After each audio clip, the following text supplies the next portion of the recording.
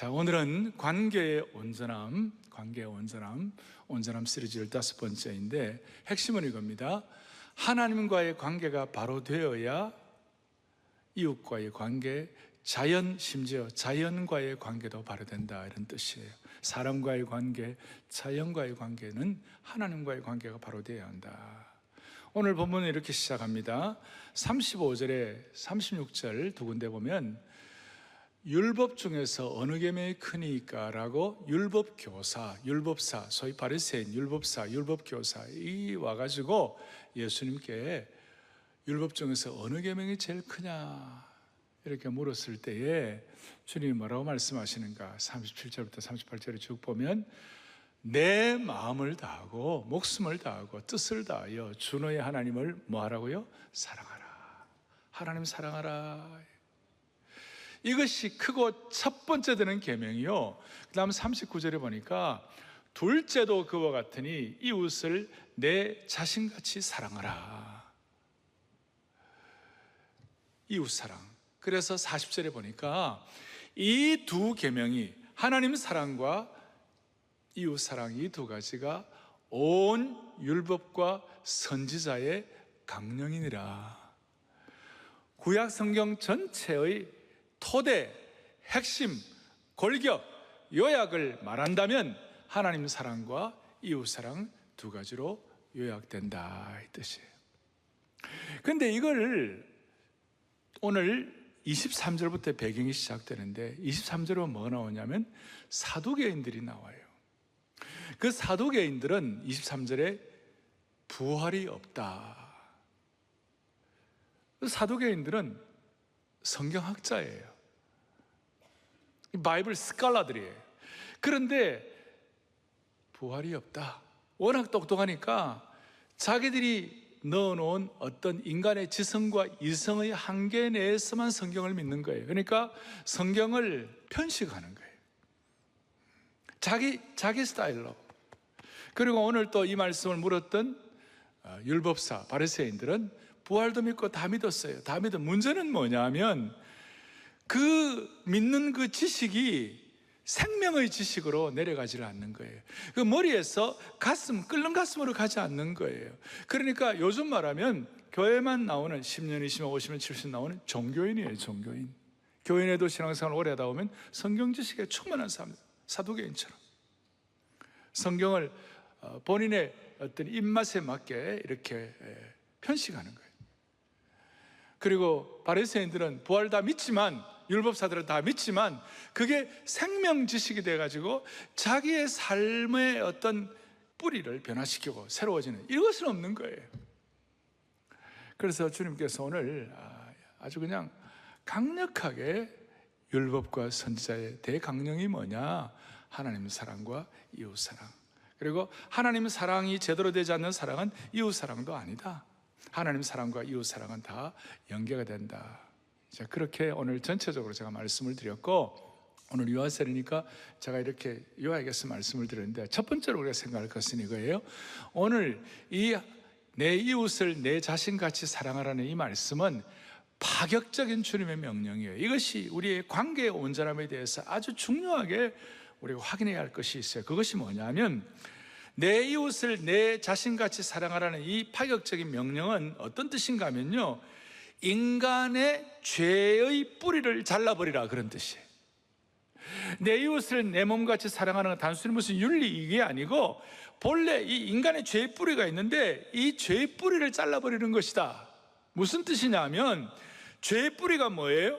사람의 죄의 뿌리가 뭐예요? 사람의 죄의 뿌리는 하나님 없이 자기 행복만을 추구하고 다른 사람의 행복에는 관심을 기울이지 않는 것, 이게 죄의 뿌리라는 거예요. 타인의 행복에 무관심한 것, 이게 이기적인 것, 이게 자기 중심, 이게 죄의 뿌리라는 것이에요. 왜냐하면 본래 이웃과 또 사랑하는 가족과 또 주위에 관심을 기울이고 사랑과의 관계를 하게 되어 있는데, 딱 범죄하고 불순종하는 그 순간부터 부부 사이가 깨어지고 아담과 하와가 깨어지고 부자 사이가 깨어지고 아담과 가인의 관계가 깨어지고 형제 사이가 깨어지고 가인과 아벨의 관계가 다 깨어지는 이 막 죄가 막 이렇게 드러나는 것이에요. 드러나는 것이. 조금 더 우리 깊이 들어가면 21세기에 자기 행복만 추구하고 남의 행복에 대해서는 둔감하고 관심을 갖지 않는 것. 아니, 이 자기 행복만 추구하는 것이 죄인 줄도 모르고 있는 것, 이게 문제라는 것이에요. 자, 창조의 질서가, 본래 하나님이 창조하실 때 자연스러운 자기 사랑은 그건 좋은 거예요. 여러분, 추우면 따뜻하게 하고 싶고, 더우면 시원하게 하고 싶고, 또 먹고 싶은 거 먹고 싶고, 입고 싶은 거 입는 것, 이런 것들은 자연스러운 자기 사랑이에요. 삶의 여유와 보람을 갖고 싶은 거, 누구나 다 그렇게 하고 싶어 하는 거, 그건 자연스러운 거예요. 코로나 시대에 우리가 건강하게 코로나에 전염되지 아니하고 잘 이렇게 보호받고 살고 싶은 것, 이거 죄가 아니에요. 자연스러운 거예요. 그런데 문제는 우리가 범죄하고 난 다음에 인간의 죄로 이 자기 사랑이 오염돼 버린 거예요. 자연스러운 창조 질서의 자기 사랑이 어떻게 되느냐? 오염된 자기 사랑이 되어버린 거예요. 그러니 내 이웃을 내 자신같이 내 몸같이 사랑하라는 이 주님의 강력한 이 율법이요 강령인 이걸 말씀하시는 그 순간, 오염된 자기 사랑의 죄악의 뿌리를 끊어라, 그 말이에요.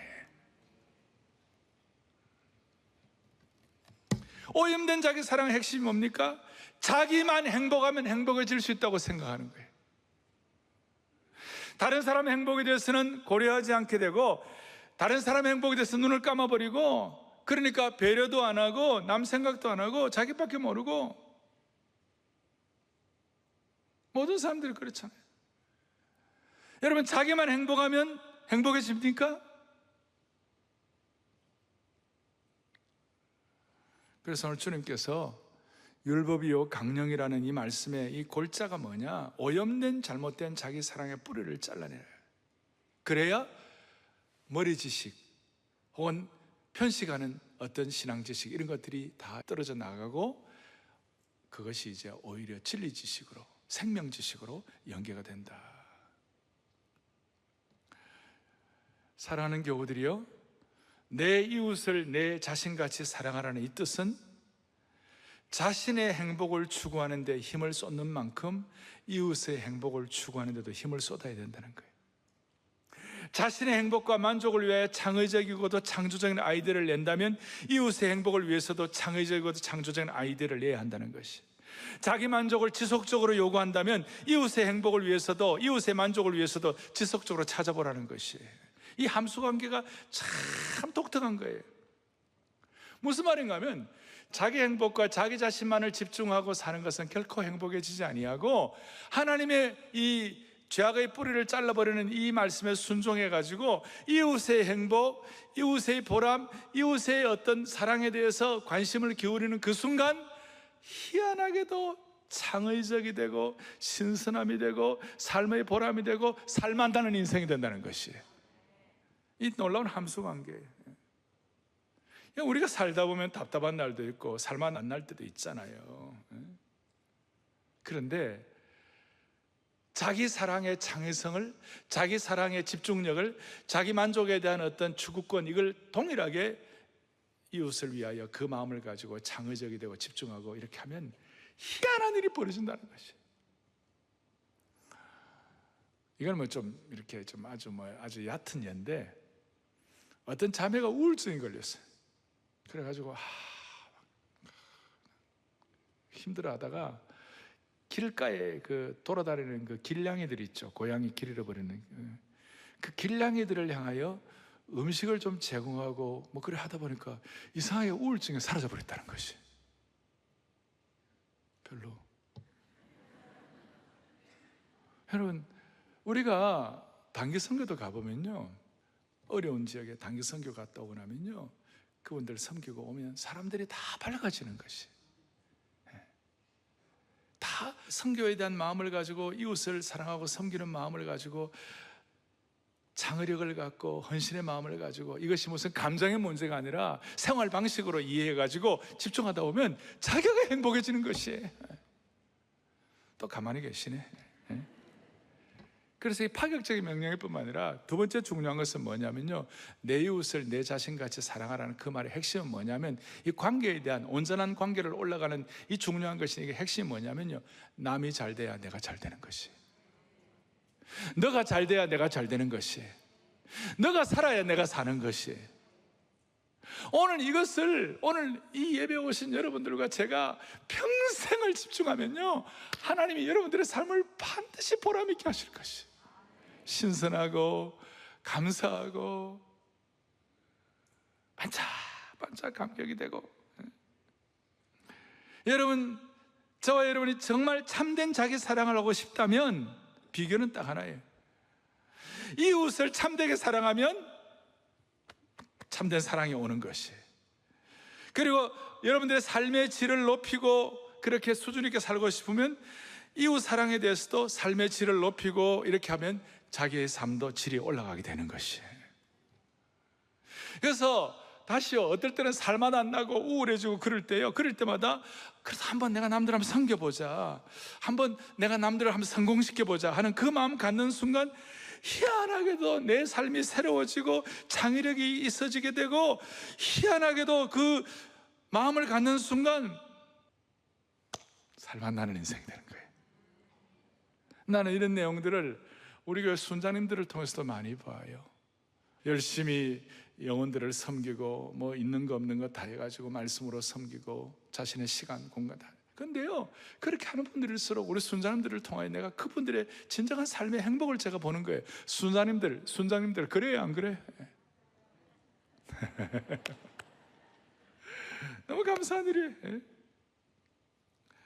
그러니까 저 자신도 마찬가지예요. 어떨 때 좀 짐지고 어려울 때마다, 어떻게 하면 내가 성도들 효과적으로 섬길 수 없을까? 어떻게 하면 더 높은 품격을 가지고 섬길 수 없을까?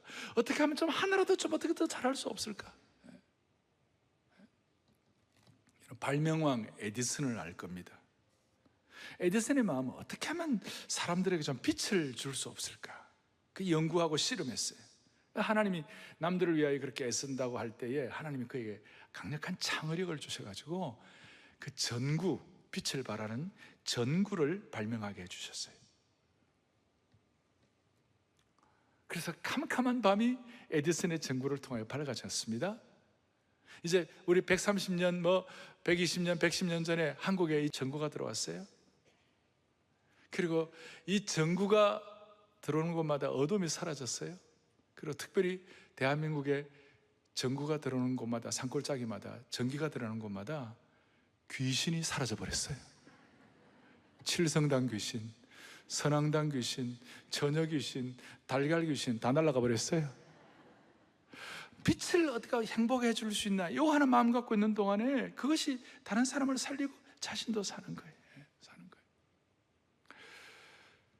저는 삼국지의 여러 인물들 가운데 많은 사람이 유비를 좋아하고, 어떤 사람들은 관우를 좋아하고, 장비 좋아하는 사람 많이 없었어요. 그런데 또 제갈공명을 좋아하고 다 그러는데요, 저는 삼국지 인물 가운데 누구를 좋아하느냐면요, 저는 조자룡을 좋아해요.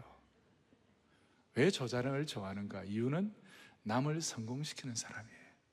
조자룡이 가는 곳마다 그 주위가 따뜻해졌어요. 궁극적으로 조자룡을 통하여 총나라가 제대로 세워졌어요. 그런데 제가 이 얘기를 말씀드리냐면, 우리나라는 어쩐 일인지, 어찌된 일인지 남을 공격하고, 남을 넘어뜨리고, 남을 어떻게 그렇게, 그런 사람들, 똑똑한 사람들 가운데 어쩌죠 해가지고 리더가 된 사람들은 꽤 많아요. 남을 세워주고 남을 성공시키고 남 잘 되는 거 박수치는 사람이 리더가 돼야 되는 것이에요. 그래서 저는 기도해요. 남을 살리는 리더가 이 민족의 지도자가 되게 하여 주십시오. 남을 살리는 사람들이 많아지는 이 민족이 되게 하여 주십시오.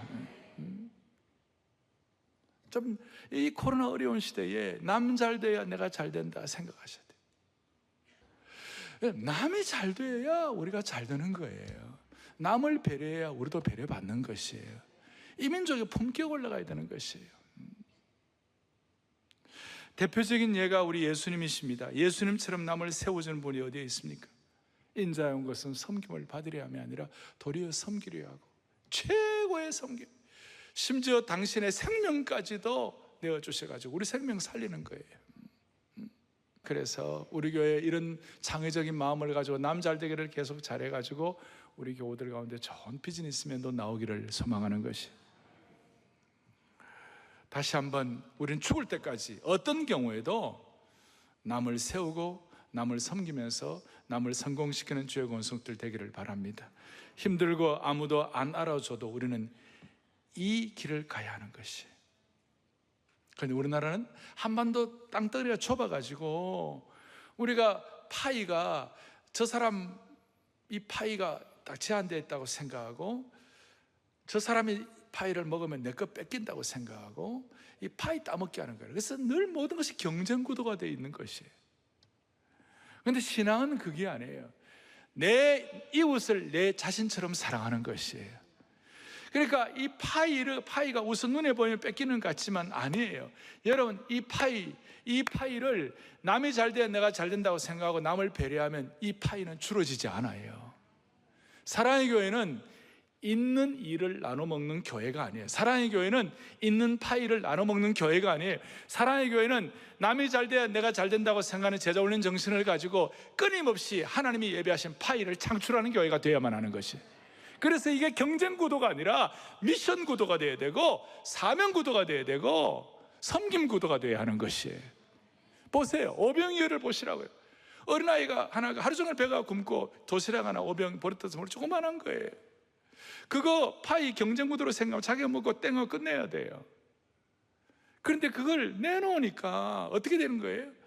남잘되게 내놓으니까 계속해서 오병이어, 계속해서 재생산되고 계속해서 수많은 사람들을 먹이는 은총의 통로가 된 것입니다. 누가복음 4장 25절 26절에 이런 내용이 나와 있어요. 내가 참으로 너에게는 엘리야 시대에 하늘이 닫혀 있다가 하늘이 열렸는데 그 중에 많은 과부들이 있었지만 26절, 엘리야가 그중 한 사람에게도 보내심을 받지 않고 오직 시돈 땅에 있는 누구에게 보내받았다고요? 사렙다 과부. 왜 사렙다 과부에게 엘리야가 보내받았습니까? 딱 하나예요. 그 사렙다 과부는 이제 아들과 함께 기름 조금 남은 거, 그 다음에 밀가루 조금 남은 거, 그거 먹고 죽는 거예요. 이제 내리면 이제 굶어 죽는 거예요. 근데 엘리야가 왔어요. 하나밖에 없는 파이예요. 그런데 그걸 엘리야에게 주는 순간 무슨 일이 났습니까? 가뭄이 끝날 때까지도 그 기름과 밀가루가 없어지지 않게 된 것이에요. 남을 살리니까 자기도 살고 자기가 살 뿐만 아니라 민족 전체에 대한 도전이 된 것이에요. 이런 면에서 앞으로 우리 한국 사회와 이 시대에 대한민국의 정신의 대전환이 일어나야 합니다. Great Transformation, 대청소가 일어나야 하는 것이. 남이 살아야 나도 살고, 남이 잘 돼야 내가 잘 되고, 너가 잘 돼야 내가 잘 되고, 너가 살아야 내가 살고, 너의 성공이 나의 성공이고. 그래서 여러분, 일본도 잘 돼야 합니다. 일본 올림픽 성공해야 합니다. LA 가면 다운타운에 큰 금방 은방이 있는 큰 그 전체를 하나의 그 어떤 랏이 있고, 그게 아주 높은 건물, 아주 큰 건물이에요.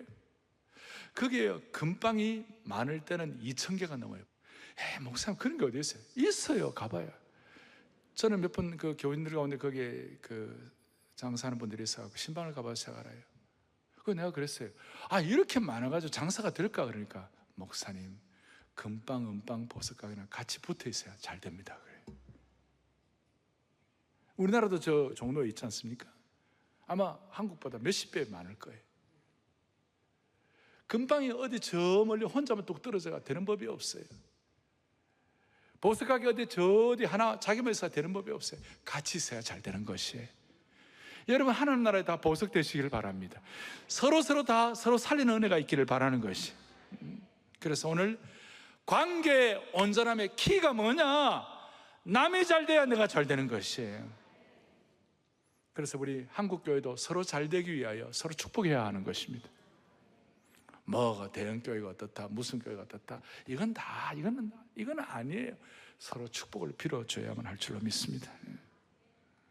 사촌이 땅을 사면 땅을 축복해 주시기 바라고, 그리고 잘 되는 사람 끌어내리지 말고 어려운 사람은 끌어올리고 같이 기뻐하고.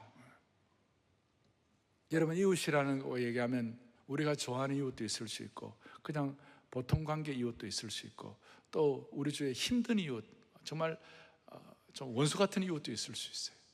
좋은 이웃, 그리고 보통 이웃, 힘든 이웃, 그랬을 때 내 이웃을 내 자신같이 사랑했을 때 그 이웃은 어떤 이웃이에요? 에? 좋은 이웃, 보통 이웃, 힘든 이웃 가운데 내 이웃 할 때 어떤 이웃을 말하는 거예요? 세 종류 다 포함돼요. 그 중에 힘든 이웃을 한번 생각해 보자고요. 바울이 유대인들에게 40에 한한 감한매를 5번이나 맞았다 그랬어요. 왜냐하면 40 이상 맞으면 죽을 가능성이 많기 때문에 거의 죽을 정도 39번씩 5번을 맞았어요. 유대인들이 바울을 때렸던 그 채찍은 제가 좀 이렇게 요약을 해보았어요. 조금의 자비함도 없는 분노와 증오의 채찍질이었다. 39번의 채찍질을 당한 바울의 등짝은 차마 눈뜨고 볼 수 없는 몰골이었을 것이다. 난도질을 당한 듯한 끔찍한 흉터 줄 자국들이 엮여져 있을 것이고, 굳은 흉터 조직은 움직일 때마다 고통스러웠을 것이다. 어느 정도 회복되고 부분적으로 나았을 때 또다시 39번의 채찍질을 당했고, 조금 나았다 싶으면 또다시 맞는 과정을 5번이나 거치는 동안 그의 등은 등 전체가 3도 화상을 입은 것처럼 신경 조직이 손상이 되어서 움직일 때마다 고통이 밀려왔을 것이다. 그때마다 바울의 입장에서 인간적으로 말하면 그를 때렸던 유대인들을 생각하면 인간적으로 몸서리치듯 치가 떨렸을 것이다. 그러나 바울은 자신의 몸을 채찍질로 걸레 조각처럼 만들었던 유대인들을 자신의 더할 수 없는 권력과 친척이라고 얘기하고, 심지어 그들이 은혜 받는 것이라면 자기가 하나님의 사랑에서 끊어져도 좋다고 말할 정도로 이웃 사랑과 형제 사랑을 한순간도 포기하지 않았다. 로마서 9장 3절 함께 보죠. 나의 형제 곧 권력의 친척을 위하여 내 자신이 저주를 받아 그리스도에게서 끊어질지라도 원하는 바라. 기가 막힌 것입니다.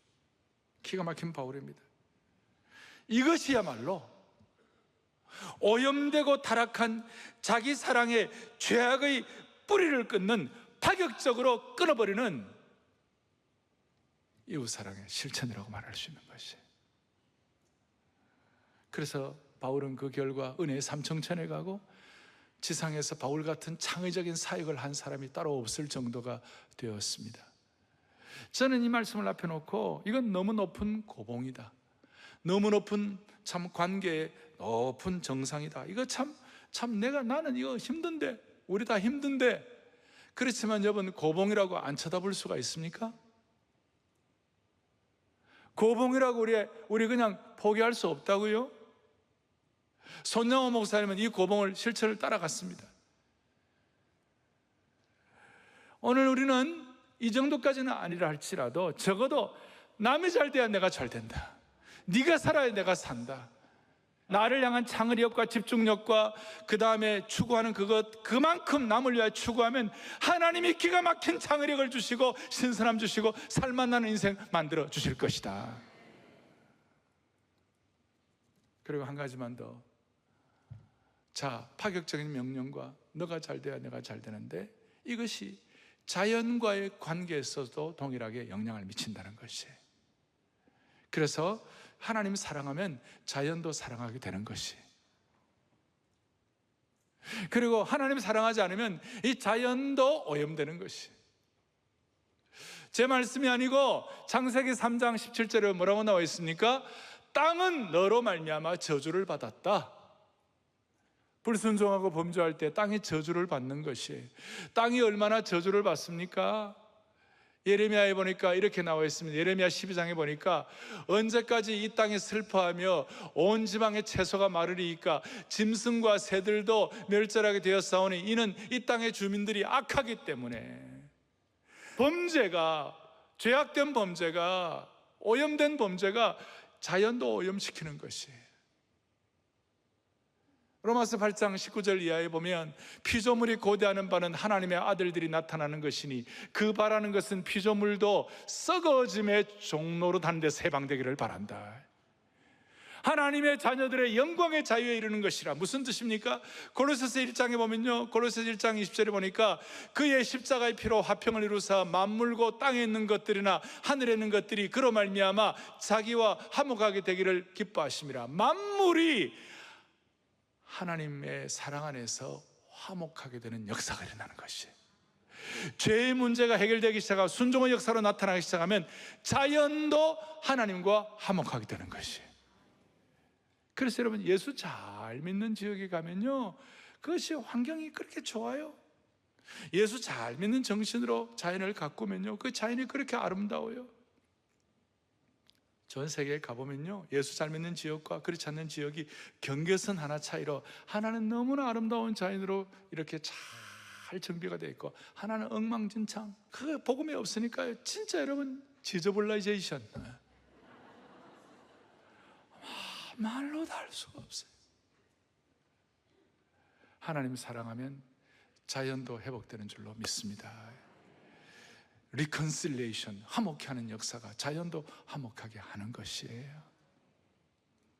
우리 모두는 다 다시 한번 하나님 사랑하는 것이 자연 사랑으로 연결되기를 원합니다. 하나님 자연 사랑으로. 정리하겠습니다. 하나님 사랑 없는 이웃 사랑은 인간의 윤리와 규범으로 끝나고, 하나님 없는 자연 사랑은, 투마치 자연 사랑하면 범신론으로 끝난다. 범신론이라는 게 뭡니까? 팬티즘이라는 것은 자연 곳곳마다 이게 신이다, 돌멩이도 신이다 그러고 앞에 절하고, 큰 500년도 묵은 누티나무도 여기 신이다 그러고 절하고, 그게 팬티즘이에요. 하나님 없는 이웃 사랑은 윤리와 규범으로 끝나고, 하나님 없는 자연 사랑은 범신론으로 끝난다. 여러분, 지금은 인공지능의 시대라고 합니다. AI가 이제 시대 앞에 이게 하나의 어떤 큰 흐름이 되었습니다. 그런데 하나님 사랑과 이웃 사랑과 자연 사랑도 여러분 내 힘으로 안 됩니다. 성령께서 내주셔야만 합니다. 성령의 역사가 일어나야만 하는 것입니다. 우리가 온전한 관계를 맺는 거 우리 힘으로 안 됩니다. 성령께 날마다 흩어가는 것인데, 그래서 AI가 아니라 그 Artificial Intelligence가 아니라 우리는 Spiritual Intelligence, 영성지능, 성령 지능이 되기를 바랍니다. 동시에 Servant Intelligence, 섬기는 지능, 섬김의 지능.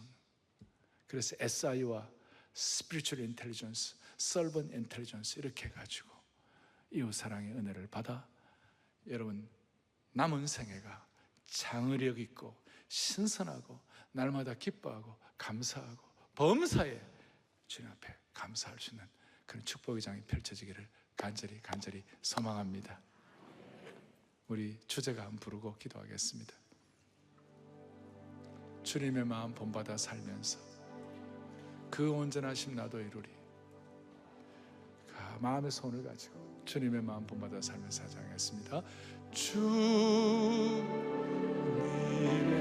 마음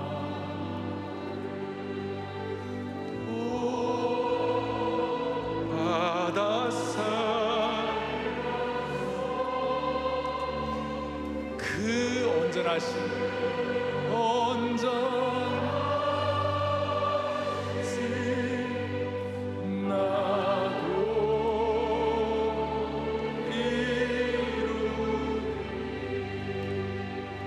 온전하심 그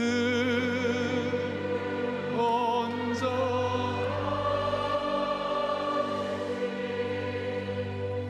나도